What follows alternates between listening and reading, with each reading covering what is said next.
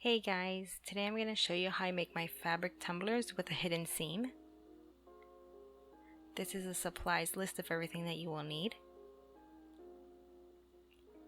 The first thing I always do is I start by prepping all of my cups. I do this just by lightly sanding all of the cup from top to bottom. There's no specific way I do it, I just make sure that I cover the entire cup.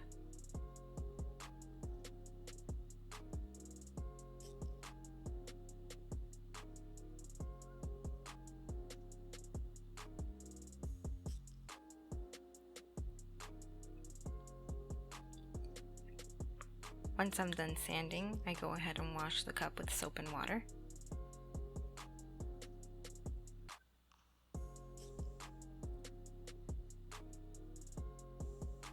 And then I let it dry.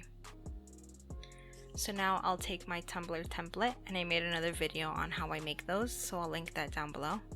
And I will go ahead and trace the design, leaving one side with an area that I can cut out. So I'll only trace 3 sides. And then I'll go along the edge over there to make the hidden seam, that way it's not a straight line.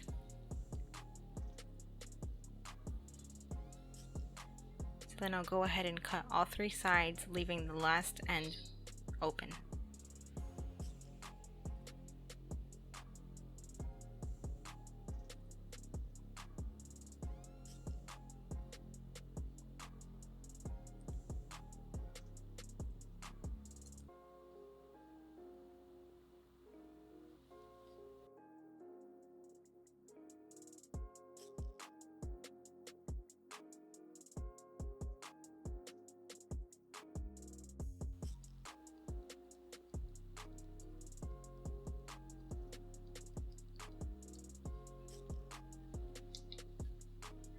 So then now I'll go ahead and I'll put the template so I can see how much space I have, and I'll go ahead and I'll put Mod Podge. The reason I put Mod Podge is so that when I cut it, the fabric won't fray, making it a nice clean cut. Once the Mod Podge is completely dry, it'll be easier for you to cut. It'll be nice and stiff. You're going to want to go ahead and cut along the edge.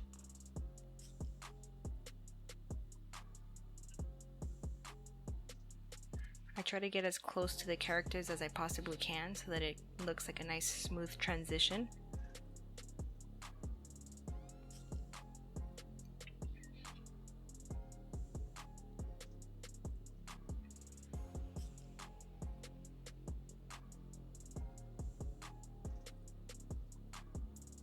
Doing the hidden seams is definitely a lot harder to do than just a regular tumbler where you just cut straight across.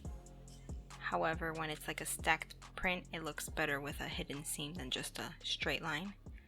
You can't do this with all fabric. If the design is like really far apart from each other, it'll not look as great with a hidden seam because you won't be able to cut anywhere to hide it.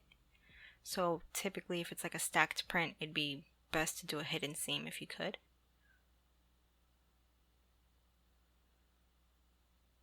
I go ahead and I put the template on top to see how much space I have by Ariel's hair to cut out, and then I see that I'm able to cut out more, so then I'm going to go ahead and cut out all of that. And this is a super tedious part.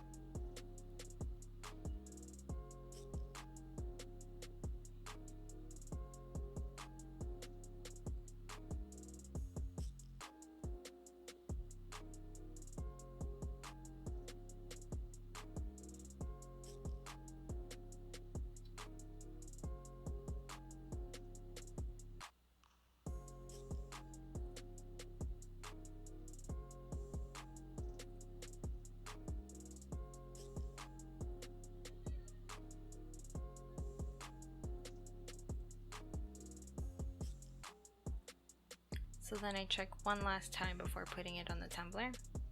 So then now I take my Mod Podge and I add it by sections, because sometimes I add too much and then my Mod Podge will leak all over the table. So then I just go section by section and I'll just rub it on all over the place, and then once it's all over the cup, then I'll go ahead and smooth it out perfectly to make sure everything's covered. You want to do kind of a thick layer so that you can attach the fabric there with no issues, but it doesn't have to be clumpy or anything. A nice smooth Mod Podge is perfectly fine. You're going to want to start off by the straight edge, and you're going to want to go ahead and press it down and make sure that there's no wrinkles or anything in the fabric. Make sure it's nice and smooth, and slowly start wrapping it around, making sure the top and the bottom are as even as possible. Since the tumbler template is for this cup, it'll fit perfectly and you don't have to worry about anything not matching. You're going to want to go ahead and add Mod Podge to the underneath so that you can be able to put down that flap.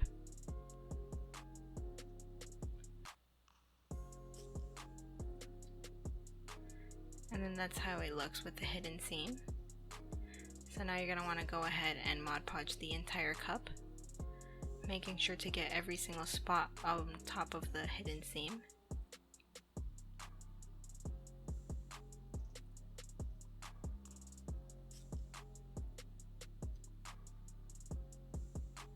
I think these condiment bottles work best with Mod Podge because you can use it as you go and you don't have to dip anything inside of the Mod Podge container.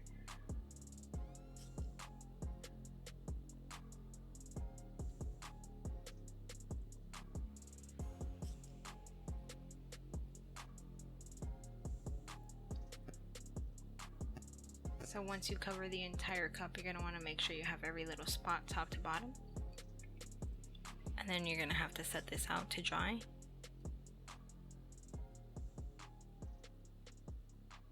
Let's say it takes about 45 minutes to an hour for it to completely dry. Once it's dry, you're going to want to add another coat of Mod Podge. If there's any dry Mod Podge inside of it, you're going to want to take that out because it will show under epoxy.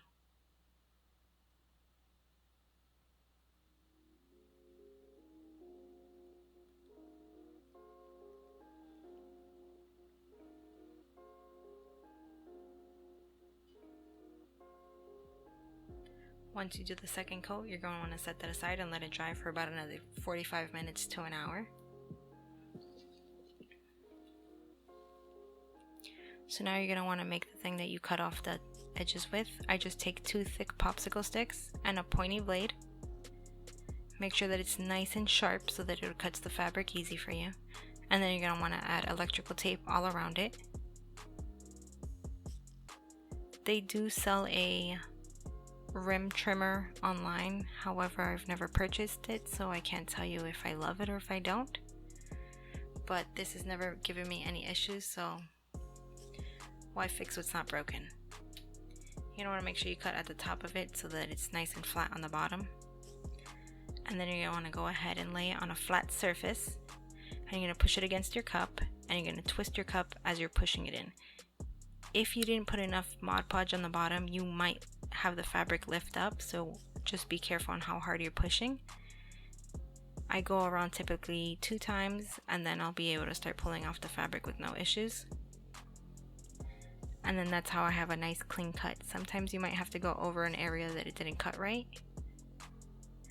But as long as you have a nice fresh pointy blade, you should be fine. I use this blade for a bunch of cups before it dulls out on me, so it's not about a one-time use. Once this side's used, then I'll just take off the tape, I'll flip it over to the other side, and then I'll use the other side.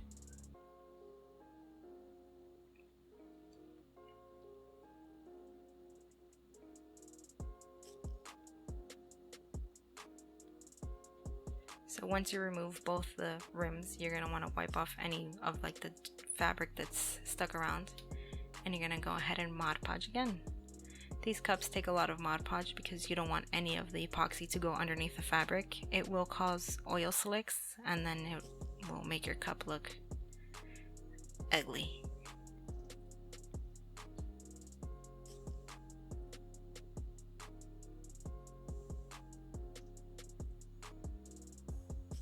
want to make sure that you really cover where the rims were just cut, because you just took off all of that Mod Podge from the top, and you don't want any of the epoxy to slide under there.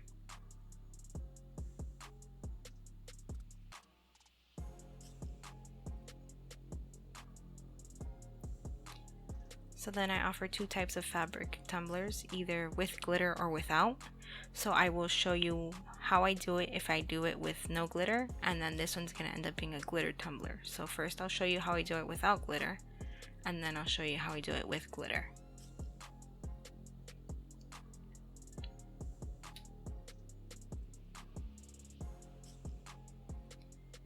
I go ahead and I smooth the entire Mod Podge all around to make sure it's a nice smooth coat and there's no clumps in the Mod Podge.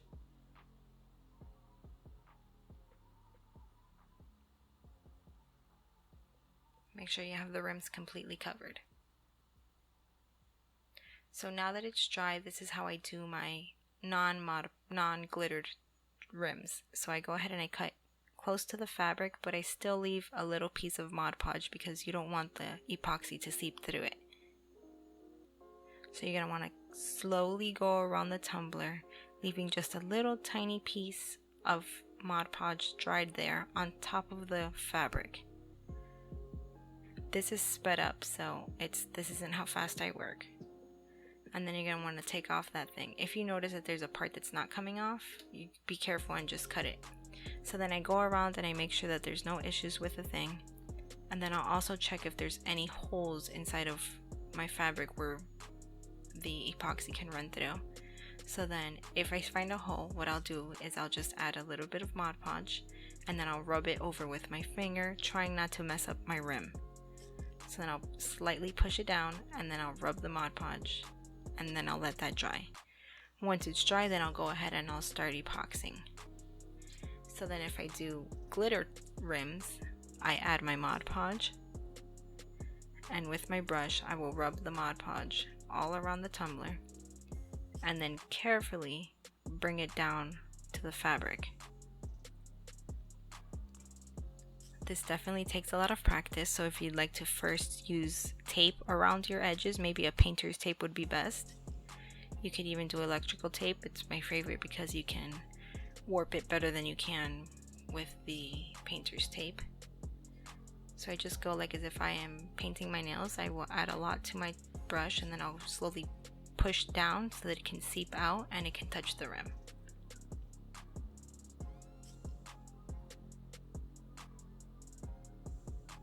Try not to go over the fabric because the glitter will stick everywhere. I make sure I smooth it out and it's not clumpy. I'll set down a piece of paper and I'll use my glitter. I always hate using the bigger side, so I use the smaller side. I purchase all of my glitter from the glitter guy. I will be sure to link it down below, and I will give you the referral code that will give you 5% off if you use that link.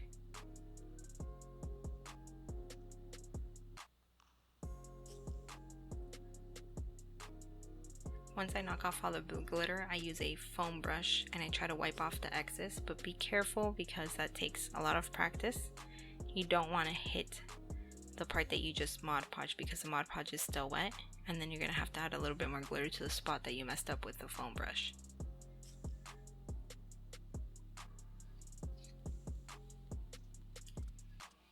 Then now I will do the top part. And I'll just put Mod Podge on like an area of my desk, and then I'll dip my brush in it and I will go around the entire rim, carefully making sure that I don't pass the fabric.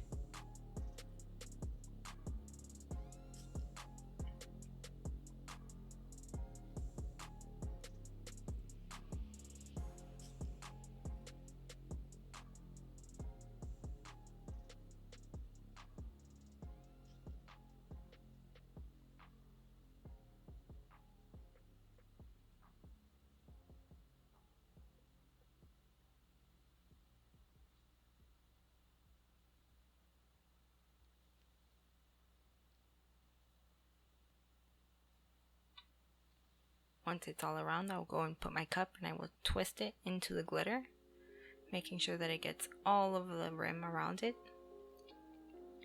And then I'll take my foam brush and wipe off any excess glitter. This helps keeping the glitter in one spot and it doesn't let it go all over your tumbler.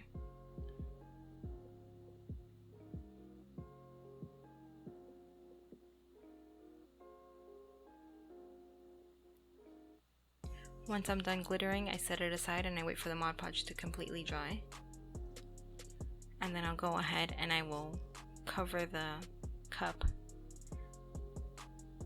again with Mod Podge.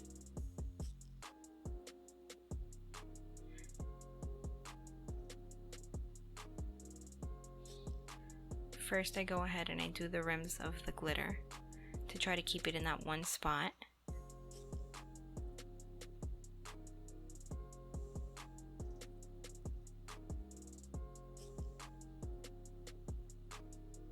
This doesn't need a lot of glitter, it could be just a little tiny bit of, I meant to say Mod Podge, not glitter. Just a little bit of Mod Podge, and you're going to want to do the top and the bottom to keep the glitter in place when you go ahead and do your final coat of Mod Podge. And then that way when you epoxy, the glitter stays on the rims and then the fabric is just fabric.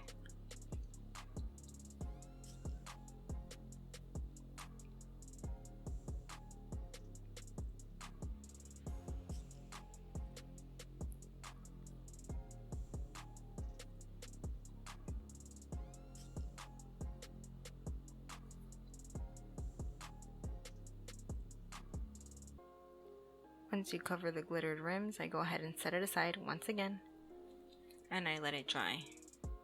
Once it's dry, I go ahead and I cover the entire cup one last time with Mod Podge. You're going to go through a lot of Mod Podge making these cups, but I go ahead and I cover the entire cup with Mod Podge so that it'll be my last and final coat. I go ahead and I rub the brush one more time just to make sure that I don't have any glitter off. Any glitter left over. I usually do this before I do the Mod Podge, but I had thought that I didn't do the rims yet. So then once I remember I had already done them, I go ahead and I Mod Podge the entire tumbler for one last time.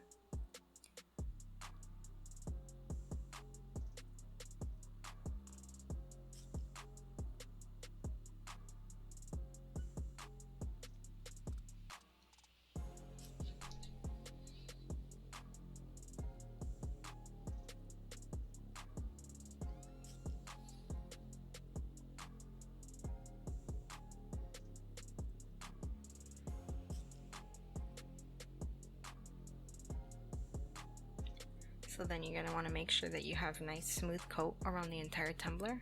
This would be the last coat of Mod Podge, so you want to make sure that there's nothing in there, no extra glitter, any clumps of Mod Podge. Just take out anything that's not supposed to be there. You want to make sure you get the entire top and bottom, and then you just set it aside, wait for that to completely dry. So then once it's dried, it's time for epoxy. You're going to mix equal parts of epoxy inside of a medicine cup. You're going to have to get used to how many milliliters your cups would need. So this was a 16-ounce tumbler, and I went ahead and I did 20 milliliters of epoxy. You're going to want to go ahead and mix. I use the wooden stir stick, popsicle sticks. However, I have read online that metal stir sticks work way better than popsicle sticks, but since I ordered like 10,000 of them, I might as well use all of those. But I'm definitely going to have to try out with a stir stick. So when you're mixing this, you're going to notice that you have streaks inside of your epoxy. That means that it's not completely mixed yet. You want to make sure that you thoroughly mix all the way through, because if it's undermixed, you can have a sticky cup. And if it's not cured long enough, you can have a sticky cup. And also, if it's not exactly equal parts, you can also have a sticky cup. So you want to make sure that you're taking your time mixing it and make sure it's thoroughly mixed and it's clear. You will have bubbles in it, but we will take that out with the heat gun. So as you're mixing, you want to go ahead and rub all around the walls to make sure it's completely fine and mixed. So then you're going to put your cup on your turner and you're going to want to go ahead and start to epoxy. I just go ahead and I make sure that I cover the entire cup before I make sure that everything's covered. So I'm just going to go ahead and put Mod Podge and epoxy. These videos are definitely very new to me, so bear with me. now that all the epoxy is all over, I make sure that I cover the top and bottom. So I'm gonna go top to bottom, and make sure that it's everywhere, and then I do the bottom of the cup last.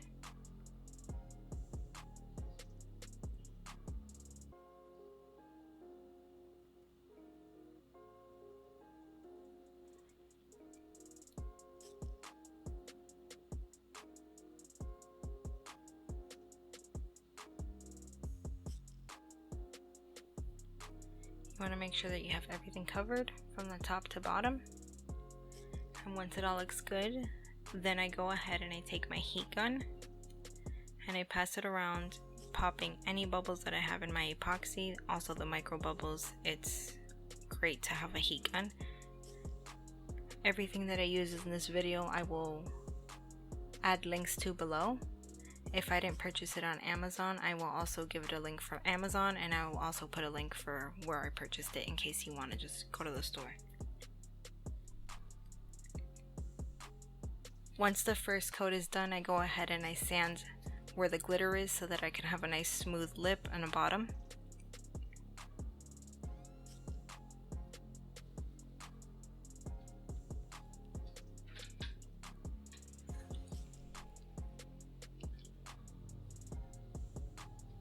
You want to go ahead and touch and make sure that it's as smooth as possible. The reason why I purchased from the glitter guy, or basically any glitter company online, is because if I sand Walmart glitter, for some reason every time I sand it, it'll turn silver because the inside is not all polyester. So then I go ahead and wash it with soap and water, and then I add the second coat of epoxy.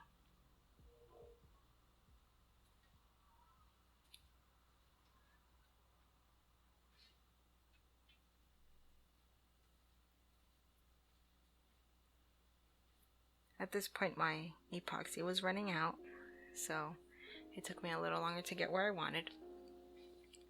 Mix equal parts once again, and then go ahead and stir it thoroughly.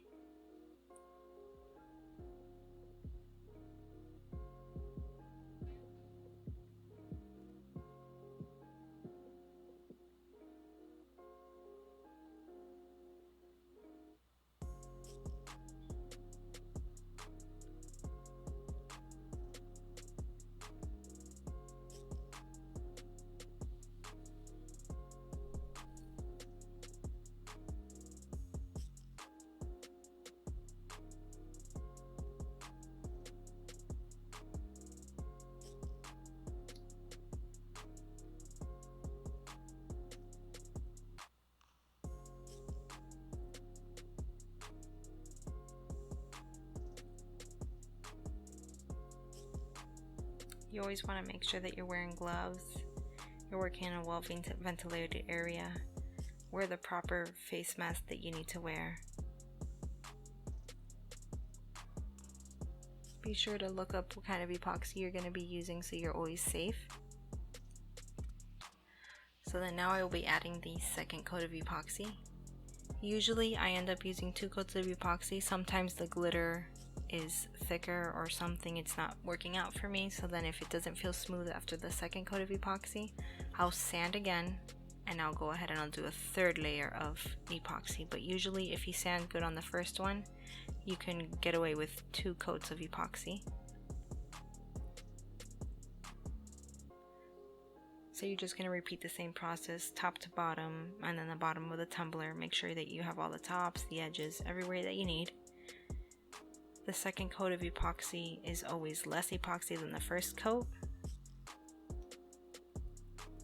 but I still always make the same just to make sure if there's anything else that I need.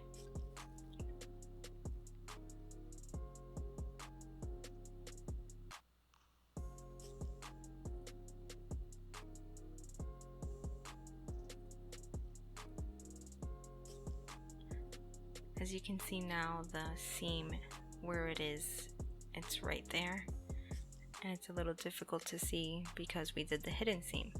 You're going to want to go ahead and torch the cup for the last time, and then let the cup turn and cure for 6 hours. So once I'm done, I heat up my edges. The cup is fully cured. I use my heat gun and then I take my blade that I used to cut my rims and I heat that up too, and then I go ahead and I trim off the excess epoxy from the top.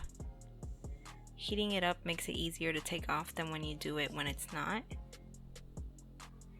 Be careful with doing this part because sometimes the epoxy is cured hard and it will flick out and hit you in the eye or something. So just be very cautious when you're doing this part and don't cut yourself with the blade. So once my edges are completely cleaned, I go ahead and I take a piece of sandpaper and I sand the top of my rim just to make sure that it's nice and smooth for the customer.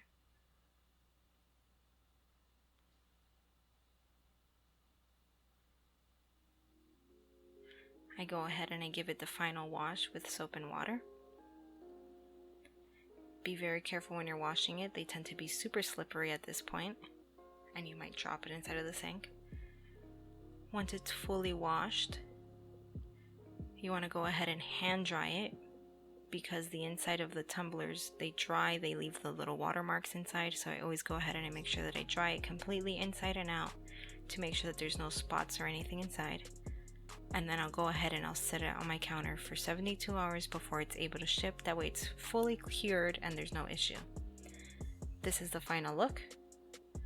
I hope you enjoyed this video, and if you have any questions, feel free to let me know. Thank you.